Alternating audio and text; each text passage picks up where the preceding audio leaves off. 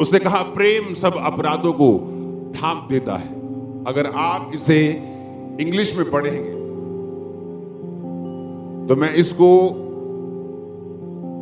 जो मैं जिस टूल्स से बाइबल पढ़ता हूं, मैं एक जगह से बाइबल नहीं पढ़ता हूं, मैं उसके वचन को समझता हूं, उसको इब्रानी यूनानी में समझता हूं। उनको जो स्कॉलर्स हैं बाइबल के, जिनका काम है बाइबल की शिक्षा को डीप लेके जाना, उनकी बुक्स से समझता हूं, पवित्र आत्मा से समझता हूं, अपने एक्सपीरियंस से समझता हूं, और फिर मैं उस वचन को पब्लिकली बोलता हूं। मेरा यह मानना है कि आप स्पिरिचुअल हो सकते हैं और इमोशनल भी हो सकते हैं और सेवकाई दोनों कर सकते हैं, लेकिन जब आपको वचन की एग्जैक्ट नॉलेज नहीं होती, ना तो आप ग्रो करते ना लोग ग्रो करते हैं। उसमें लिखा है, पहला पद जब हम पढ़ते हैं 4:8 आयत में, जब परमेश्वर ने प्रेम का जिक्र किया, तो बाइबल में जो प्रेम शब्द है वो अलग अलग तरह से लिखा गया है, लेकिन हिंदी में उसे एक तरह से लिखा गया, प्रेम। जीसस क्राइस्ट ने पतरस से कहा, हे यूहन्ना, हे पतरस, उसको हम पढ़ सकते हैं उस आयत को भी, कि क्या तुम मुझसे प्यार करता है? उसने कहा, पतरस ने कहा, हाँ प्रभु मैं करता हूं। फिर प्रभु ने पूछा, क्या तुम मुझसे प्यार करता है? एक बार परमेश्वर ने प्यार शब्द को यूज किया अगापे शब्द से, एक बार फिलियो शब्द से, लेकिन हिंदी में उसे प्यार ही बोलते हैं। फिलियो होता है भाइयों वाला प्यार, अगापे होता है अनकंडीशनल प्यार, जिस तरह जीसस ने किया। उसने कहा पिता ने जगत से ऐसा प्यार किया। यूहन्ना 3 उसकी 16 आयत में अगर आप पढ़ेंगे स्क्रीन के ऊपर, तो परमेश्वर ने ये प्रेम शब्द जो लिखा है, इस प्रेम शब्द को हम निकालेंगे। ये प्रेम शब्द निकला है अगापे से। आपकी स्क्रीन पे आएगा अभी अगापे वर्ड, अगर आपके पास है तो। ये है जब परमेश्वर ने तुमसे प्यार किया अनकंडीशनली। एक है फिलियो, जब परमेश्वर ने पतरस से दूसरी बार कहा, क्या तुम उससे प्यार करता है? यानी क्या तुम उससे अगापे करता है, क्या तुम उससे फिलियो करता है? तो परमेश्वर अलग अलग उससे पूछ रहे थे। लेकिन ये जो प्यार के बारे में लिखा गया कि प्रेम सब अपराधों को ढांप देता है, ये फिलियो के लिए नहीं लिखा गया, भाइयों के प्यार में नहीं लिखा गया, ये जीसस क्राइस्ट के अनकंडीशनल लव के लिए लिखा गया। कि तुम कैसे किसी के अपराध को ढांप सकते हो? क्या तुम उस पाप के विषय में चुप रहोगे? तुम्हारी लड़की अपराध करे घर में, तुम उसके अपराध से चुप रहोगे? 2 बच्चे एक रूम में खेल रहे हैं, एक बच्चे ने सुसु कर दिया, दूसरा बच्चा कहता मैं इसे बहुत प्यार करता हूं, वो सुसु को उसने चद्दर से ढक दिया। अच्छा किया? क्या होगा? स्मेल आएगी, गंदा हो जाएगा, बैक्टीरिया पनपेंगे, बीमारी पनपेगी।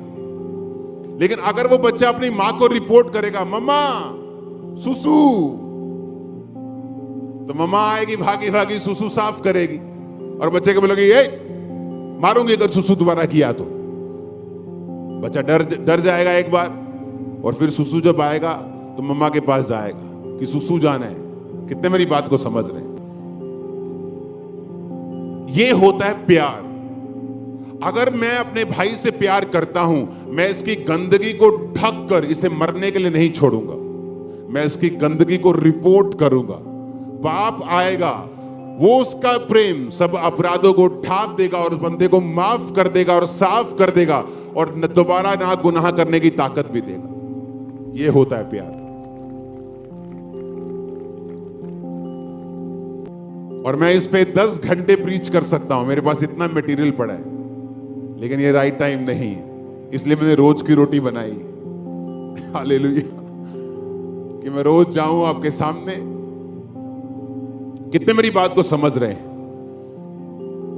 तो इसीलिए पौलुस ने पतरस का सामना किया, ताकि जो दूसरे लोग कपट में पड़ गए हैं, ताकि वो लोग सीख जाएं। इसलिए हम फिर से पढ़ेंगे उस तीमुथियुस की आयत को, पहला तीमुथियुस, पाप करने वालों को सबके सामने समझा ताकि और लोग भी डरे। अब मैं ये वचन को मानूं कि तुमको मानूं? हालेलुया। इसलिए आपको मैं लोगों को बोलता हूं, अगर आपकी लड़की घर में अपराध कर दिया, आपका यंग लड़का अपराध करता है, उसे छुपाओ मत अपने उनके बाप से, उनकी माँ से, उनके भाइयों से। बैठकर बात करो, बैठकर एक सिस्टम बनाओ, उसके लिए प्रेयर करो, ताकि वो लोग पाप करने से डरें और सिस्टम में रहें और प्रार्थना में रहें और पवित्रताई में रहें। आमीन।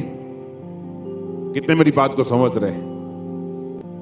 और यही तो परमेश्वर ने आपको करने के लिए बुलाया है। अगर चर्च वचन को समझ जाए, अगर चर्च वचनों पे चलना शुरू हो जाए, मैं आपको बता रहा हूं, एवरी डे जब आप चलेंगे, मिरेकल्स आपकी लाइफ में एवरी डे होंगे। एवरी डे आप फेवर देखेंगे। आप काम पे जा रहे हैं, आप पढ़ने जा रहे हैं, आप बिजनेस करने जा रहे हैं, जस्ट फेवर आपको दिखाई देगा। जब परमेश्वर ऊंचा करने के लिए आता है तो बाइबल कहती है, एक लड़की जो मेड का काम करती थी नमान के घर, जब वो परमेश्वर में चलती रही तो उस पे देखो कैसा फेवर आया कि उसने जब परमेश्वर का नाम लिया और परमेश्वर के बारे में बताया और मुंह नहीं बंद रखा। और बाइबल कहती है जब नमान चंगा होके वापस आया, आपको क्या लगता है उस मेड के साथ उसको क्या इनाम दिया होगा? वो मेड आई तो खाली थी, लेकिन मिलियनर बन के गई होगी, वहां छूट भी गई होगी, आशीषित भी हुई होगी। क्यों?